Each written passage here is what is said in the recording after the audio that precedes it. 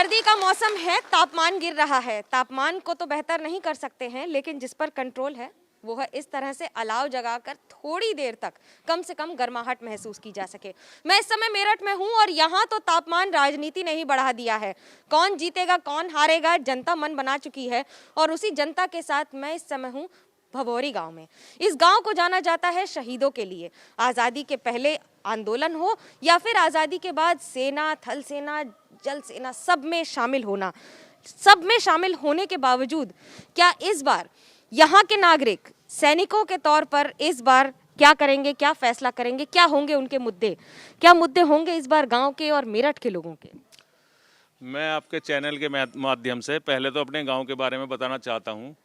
हमारा ये शहीद ग्राम भमोरी, भारत छोड़ो आंदोलन जो महात्मा गांधी जी ने चलाया था उसको लेकर यहाँ गांव में एक मीटिंग चल रही थी और उसमें हमारे 5 बुजुर्ग शहीद हुए थे और सैकड़ों लोग घायल हुए थे और कई सौ लोग जेल गए थे। और उसके बाद अंग्रेजी शासन ने हमारे गांव को तोप से उड़ाने का फरमान जारी कर दिया था। तोप टाइम पर ना पहुंचने की वजह से वो फरमान उन्होंने वापसी ले लिया था। उसके बाद हमारे गांव के नागरिकों को तरह तरह की यातनाएं अंग्रेजी शासन में दी गई और लोग जेलों में ठूंस दिए। उसके बाद भी मैं एक बात कहूँगा कि उसके बाद प्रथम प्रधानमंत्री जवाहरलाल नेहरू जी हमारे गांव में आए थे। पर मैं आपको बता देना चाहता हूं कि हमारे गांव में अगर विकास की बात करी जाए तो बिल्कुल शून्य है। और जिस तरीके से हमारे बुजुर्गों ने देश के प्रति शहादत दी थी उस तरीके से किसी भी सरकार ने हमारे गांव के लिए कोई सोचा नहीं है। हमारे गांव में आप देख रहे होंगे सड़कों की हालत भी दयनीय है। कोई शैक्षिक संस्थान गांव में नहीं है और यहाँ तक कि कोई चिकित्सा का भी कोई इस तरफ कोई किसी भी सरकार ने कोई ध्यान नहीं दिया है। सरकार ने ध्यान नहीं दिया है, लेकिन जब आप बात करते हैं जनता के लोगों की, इस बार के मुद्दे क्या होंगे? स्वास्थ्य, शिक्षा, रास्ता? 2 चीज़ का मुद्दा होगा इस बार, एक तो स्वास्थ्य का और शिक्षा का और विकास का। तो विकास के नाम पे अगर बात की जाए तो इस सरकार ने सलावा में एक स्पोर्ट यूनिवर्सिटी देने का काम किया है, जिससे हमारे आने वाले युवा उसमें खेल के आगे बढ़ सकेंगे और क्षेत्र का नाम रोशन हो सकेगा। अब बात आती है रोड की। रोड कहीं पे अच्छे हैं, कहीं पे नहीं अच्छे हैं। मेरठ एक्सप्रेसवे दिया, मेट्रो दी मेरठ के लिए, तो मेरठ से अगर किसी को दिल्ली जाना पड़ता था तो कई कई घंटे का समय लगता था। लेकिन आज के टाइम में अगर मेरठ से मेट्रो चालू हो जाएगी जैसे ही, तो दिल्ली जाने के लिए बहुत कम समय लगेगा। जिससे जो हम मान लिया रोजगार करते हैं, दिल्ली रेंट पर रह रहे हैं, तो अपने घर से भी हम दिल्ली जाकर कोई मान लिया जॉब कर सकेंगे या कुछ भी काम कर सकेंगे। लेकिन गवर्नमेंट को एक चीज़ बेहतर देनी चाहिए, जैसे मुफ्त में अनाज मिल रहा या कुछ भी चीज़ मिल रही, कोई मांग करता है हम ये फ्री कर देंगे, वो फ्री कर देंगे। गवर्नमेंट कुछ फ्री ना करे, केवल स्वास्थ्य पर ध्यान दे। अगर आदमी का स्वास्थ्य सही रहेगा तो वो सब कुछ कमा कर। ये बड़ी बात है, क्योंकि मुफ्त ना दे, लेकिन मुफ्त की राजनीति तो होती रहती है। किसानों की अगर बात करें, क्योंकि ये इलाका आंदोलन से जुड़ा रहा है, किसान आंदोलन में भी तो शामिल रहा है इलाका, इस बार क्या होंगे मुद्दे? इस बार किसान मजबूत होगा और सरकार भी ध्यान देगी, क्योंकि किसान बहुत परेशान है और बेचारा रात दिन मेहनत करता है, न दिन देखता न रात देखता, पानी बचाता है। तो सरकार को इसकी तरफ बहुत ध्यान देना चाहिए। और जो अब तक ये कार्य हुए हैं, मुझे सबसे ज़्यादा पसंद काम आया जो ये चोरी डकैती लूटपाट ये सब बंद होगी और किसान को ही परेशानी नहीं थी, प्रॉब्लम 3 बातों से ज़्यादा। बेचारा 10-20 हज़ार रुपये 5,000 लेकर शहर में अपना सामान लेने जाए, रात लेट सवेर हो गया तो उसे लूट लेते थे।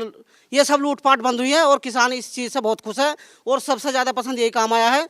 और मैं जो आगे मुद्दा रखना चाहूँगा, चाहे कोई भी सरकार हो, शिक्षा का रखना चाहूँगा, क्योंकि 2 साल से बच्चे बहुत प्रभावित हुए, स्कूल बंद चल रहे हैं और मैं चाहता हूँ कि स्कूल पे कुछ ना कुछ सरकार ध्यान दे और इसका आगे विकास करे। विकास के आपके लिए मायने क्या है? मैडम, जैसे अब हमें यहाँ से लोकल से जाते हैं तो हमें यहाँ से इतना दिल्ली से हम मेरठ आ सकते हैं, लेकिन मेरठ से यहाँ तक आने में हमें 2 घंटे से 3 घंटे लग जाते हैं। तो लोकल में इस तरह का कोई साधन नहीं है कि आदमी जल्दी से किसी इमरजेंसी में अपने यहाँ तक पहुँच जाए। ये बहुत बड़ी समस्या। हर घर में किसान है, लेकिन जब किसान की बात होती है इलाके में, तो क्या पिछड़ रहा है आज भी किसान? जी, किसान पिछड़ रहा है, बिल्कुल सही कहा आपने। सबसे बड़ा मुद्दा जो है किसानों का यहाँ पर आवारा पशुओं का बहुत ज़्यादा है। मैं किसान ही हूँ, जो हम मेहनत करते हैं, फसल बो रहे हैं, उसको आवारा पशु खा रहे हैं। तो सरकार को कम से कम आवारा पशुओं पे नियम बनाना चाहिए जिससे पशु छूटे ना, और नहीं तो पशु छूट भी रहे तो तार लगा रहे किसान मजबूर होके, तो उसमें वे वहीं पे मर जाते हैं। तो कहीं ना कहीं ये बहुत बड़ा मुद्दा है मेरे हिसाब से। तो लोगों के लिए अपने अपने मुद्दे होते हैं। अगर आप इस घर को भी देखें तो यहाँ पर वो सारा सामान रखा है जो एक किसान के घर में होता है, वो ट्रैक्टर हो, बाकी सारा सामान हो, खेती के लिए तैयारी हो। लेकिन युवा क्या सोचते हैं, आगे बढ़ रहे हैं? जी बढ़ रहे हैं, आगे बढ़ रहे हैं, बढ़िया काम हो रहा है। बाकी ये है कि सेना में थोड़ी भर्ती जो आ रही थी उसके लिए तो कोरोना की वजह से थोड़ा टाइम लग रहा है। बाकी सरकार को ध्यान देना चाहिए इस बारे में भी, क्योंकि सब काम चल रहे हैं, बाकी इस पर भी ध्यान देना चाहिए, क्योंकि युवाओं को रोजगार भी अभी सलाव में, इनका कहना भाई साहब कह रहे थे भी सलाव में स्पोर्ट यूनिवर्सिटी के लिए उससे आगे बढ़ने का बहुत साधन मिलेगा हमें। ये बहुत बड़ी बात है क्योंकि इस इलाके में बहुत सारे लोग सेना में जाते हैं, भर्ती होते हैं, गर्व महसूस करते हैं।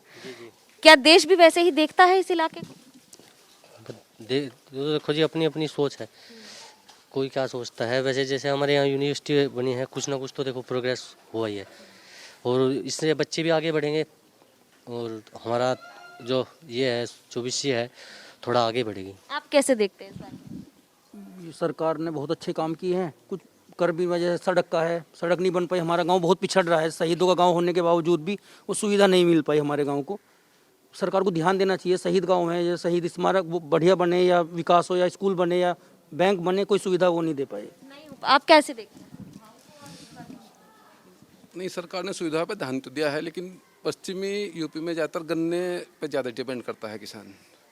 और जो योगी सरकार जब से आई है तब से इस साल वर्ष तो गन्ने के रेट बढ़ाए, उससे पिछले 4 सालों में एक बार भी गन्ने की तरफ ध्यान नहीं दिया।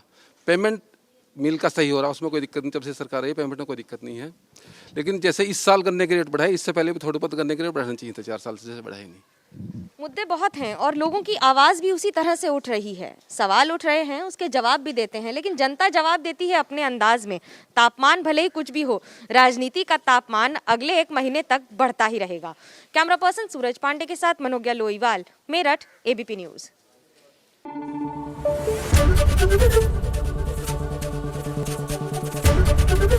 एबीपी न्यूज आपको रखे आगे।